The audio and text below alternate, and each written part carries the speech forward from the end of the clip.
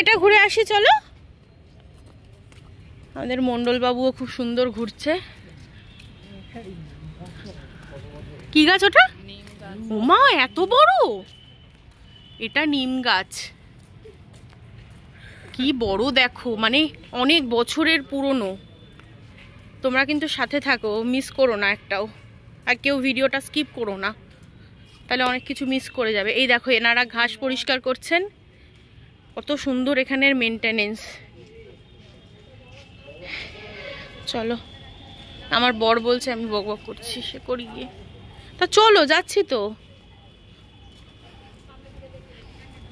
তা আমি তাড়াতাড়ি আসতে তো হলো না। এই যে